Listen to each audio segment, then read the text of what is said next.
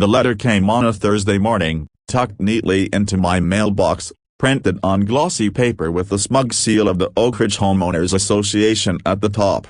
"Dear Mr. Collins," it began, "you are hereby fined $1,200 for violating community parking guidelines. Your property at 1423 Maple Drive currently has too many vehicles parked in the driveway and along the curb. Continued violations will result in further penalties and possible legal action." I chuckled as I read it, not of nervous laugh, more of a quiet, ironic amusement, because the HOA didn't know one crucial thing about me: the too many cars they were complaining about. They all belonged to my tenants who lived in houses I owned, every single one on the block. But let me back up. I wasn't always the guy people in Oak Ridge whispered about. I was just Ethan Collins, a retired mechanic who'd worked 35 years fixing cars in the same small town I grew up in. My wife, Marilyn, and I had dreamed of owning a nice little home to retire in someplace peaceful. So when Oak Ridge Estates was built 10 years ago, with its tree-lined streets and picture-perfect lawns, we thought we'd found our slice of heaven.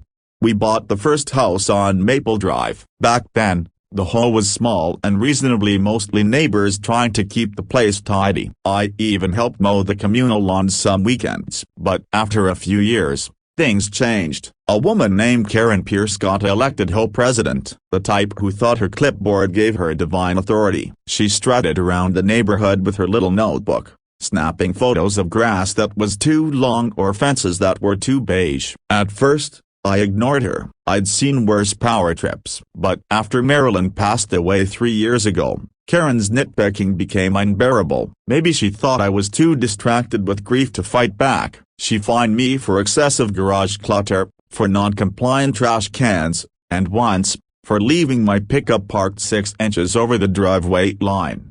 I paid the first few fines, just to keep the peace. But over time, I stopped caring about peace. After Marilyn's passing, I started fixing up cars again, old Chevys, Mustangs, trucks people didn't want anymore. It kept my hands busy and my heart quiet. I'd park them in my driveway or along the curb until I sold them. It wasn't like they were junk, they were neat, clean, and always running. Then came the first warning, then the second, then a fine. That's when I decided something. I wasn't going to be bullied by an HOA president with a clipboard, so I started buying, one house at a time. It began when my neighbor, Jim, got laid off and wanted to move closer to his grandkids. I offered him a fair deal of cash, no realtor, no fuss. Then came Mrs. Evans, tired of Karen's constant harassment about her rose bushes. Another deal. Then the Rogers family, moving for a new job. Within 5 years, I owned all 12 homes on Maple Drive. I fixed them up and rented them out to good folks, and mostly veterans, single parents, and families who just wanted peace. People who respected the neighborhood but didn't care for the pettiness of HOA politics. Ironically, the HOA never caught on. Their paperwork was outdated. They just saw new tenants moving in. They didn't realize the landlord behind every lease was the same persona, until that Thursday morning letter.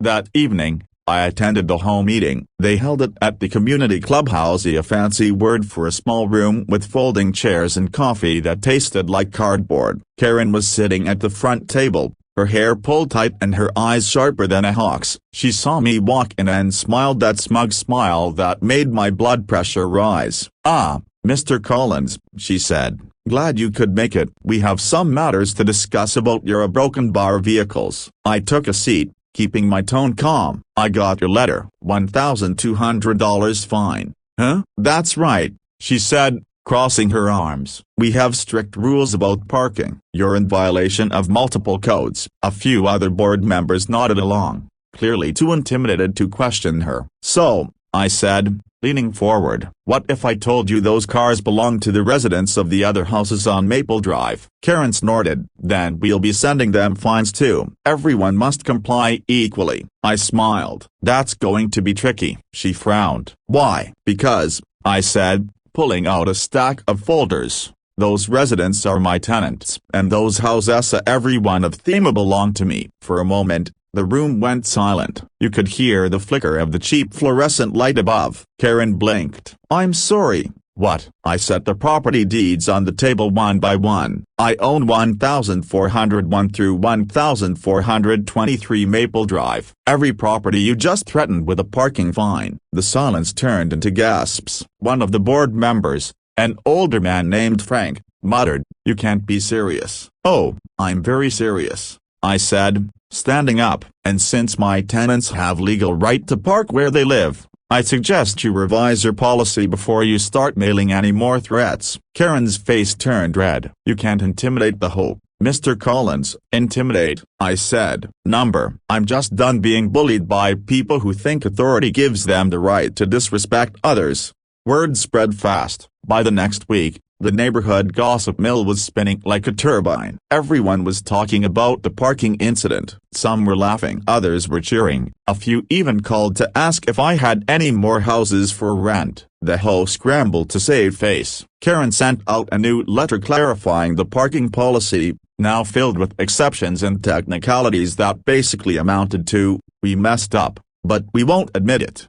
A month later, Karen resigned. No announcement, no farewell email, just gone. The board quietly replaced her with Frank, the older gentleman who'd always been polite. He stopped by one day with a cup of coffee and said, "You know, Ethan, you've done more for this neighborhood than the HOA ever did." I shrugged. "I just wanted to make this street feel like home again." And that's exactly what it became. Now, when I walk down Maple Drive in the evenings, I see kids riding bikes, neighbors sharing tools, and laughter spilling from porches. The air feels lighter, the tension's gone. Sometimes, I park one of my old restored cars out front just for the joy of it. No one complains, no letters, no fines, just friendly waves from the people who call my street home.